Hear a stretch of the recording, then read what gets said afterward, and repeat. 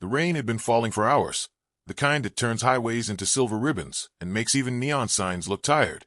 And Caleb, Iron Rourke, hadn't slept in nearly 2 days, the exhaustion settling into his bones so deeply that pain and hunger felt like distant ideas rather than real sensations, and he was sitting alone in a cracked vinyl booth at Nora's All-Night Grill, just off Route 19, a place truckers stopped when they didn't want questions, and insomniacs went when home felt too quiet, the clock behind the counter blinking 2:47 a.m. as a coffee pot burned itself dry, when the bell above the door jingled, and a little girl walked in barefoot on the cold linoleum, her dark hair tangled and damp, her hoodie 2 sizes too big, and what stopped Caleb's heart wasn't her age, maybe 9 at most, but the angry red rings around her wrists, raw skin split, and bleeding like she'd fought ropes or cuffs until her strength ran out, her eyes darting around the diner before locking onto him with a kind of desperate certainty that told him she had already decided. She crossed the room without hesitation and stopped at his table, whispering so softly he almost didn't hear it. "Please don't call the police. He'll kill her."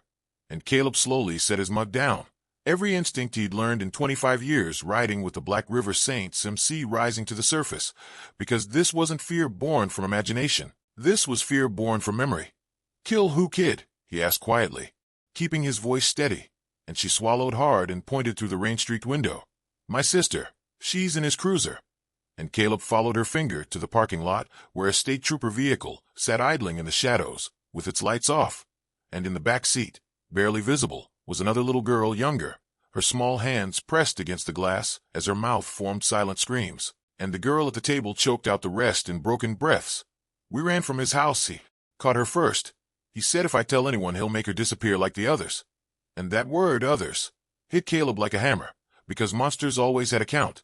The bell rang again, and a man in a pressed trooper uniform stepped inside, badge shining, hair neat, wedding band catching the fluorescent light, the kind of officer people trusted without thinking, his eyes flicking from the girl to Caleb and hardening just enough to notice if you knew how to look.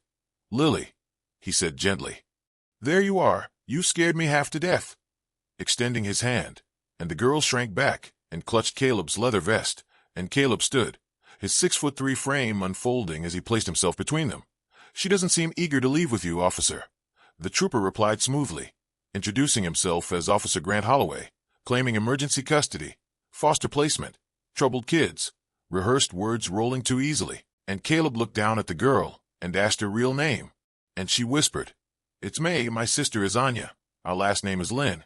He took us from the playground. Our parents are looking for us."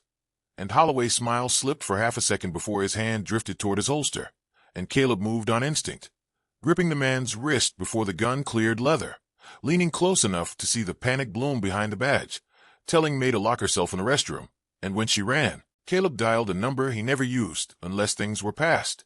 Saving. And minutes later the growl of engines shook the diner as 6 motorcycles rolled in, men with scars and patches filling the doorway, their presence changing the air. And when they saw the patrol car and the terrified child inside, every joke died. Caleb called a state investigator he trusted, a woman named Detective Alana Ruiz, and when she arrived with backup, the lies unraveled fast. No paperwork, no IDs, the girls' names matching an active missing persons report, and the moment Ruiz ordered the cruiser opened, Anya bolted into May's arms, both girls sobbing so hard they shook, and Holloway's confidence crumbled as cuffs snapped shut.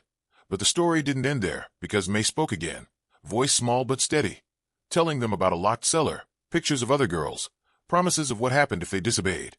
And Ruiz's face turned grim as she secured a warrant, and before dawn, they were at Holloway's neat little house on a quiet street, the kind neighbors waved at, breaching a reinforced basement door to find rooms with chains, drawings taped to concrete, and behind a false wall, 3 girls alive but broken, names that matched long cold cases, and in a shoebox in the bedroom closet, photographs marked with dates and a single word, "Finished."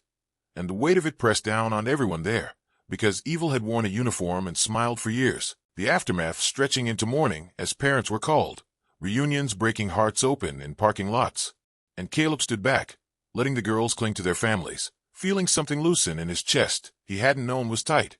Months later, a community center opened in a building the Saints had helped rebuild, a place for kids to learn, to feel safe, to trust their instincts. And May, hair braided and eyes bright again, handed Caleb a crayon drawing of a biker standing between children in darkness.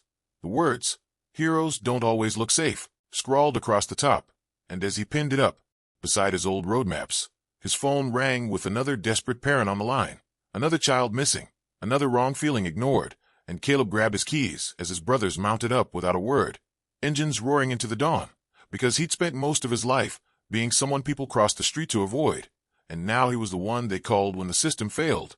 The rain starting again as the bikes disappeared down the road, carrying a promise that somewhere, somehow, the darkness would be met by men who refused to look away. Because sometimes justice doesn't arrive with sirens and speeches. Sometimes it comes on two wheels, wearing leather, answering a whisper that says, "Please help before it's too late."